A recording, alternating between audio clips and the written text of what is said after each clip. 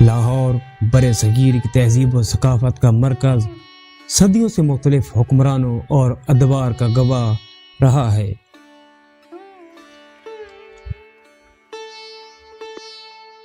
10ویں صدی میں یہ ہندو شاہی خاندان کے زیر اقتدار تھا جب سلطان محمود غزنوی نے سن 1001 میں اس پر حملہ کیا۔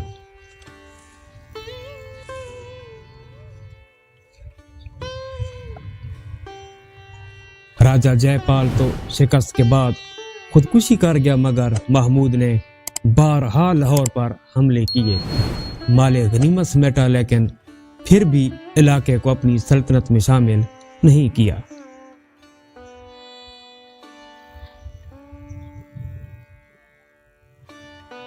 محمود نے اپنے غلام اجاز کو لاہور کا حاکم مقرر کیا، جنہوں نے شہر کی تعمیر و ترقی میں اہم کردار ادا کیا، جن کا مقبرہ آج بھی شہر کی تاریخ کا حصہ ہے۔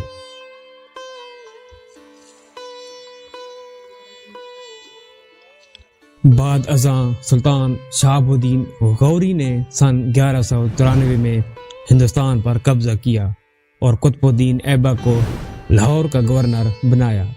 مغل دور میں لاہور اپنی عظمت کی بلندیوں پر پہنچا جب اکبر نے شہر کو دارالحکومت بنایا، جبکہ جہانگیر اور شاہ جہاں نے قلعہ شالیمار باغ اور دیگر یادگار تعمیرات سے اسے سجایا۔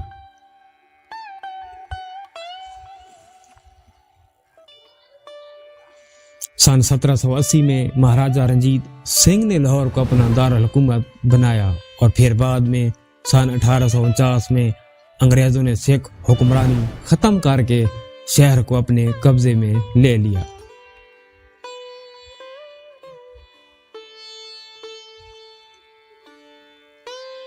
حضرت علی حجویری کی آمد سے لاہور کو روحانی حیثیت ملی اور اسے داتا کی نگری کہا جانے لگا، جن کا مزار آج بھی زائرین کا مرکز ہے۔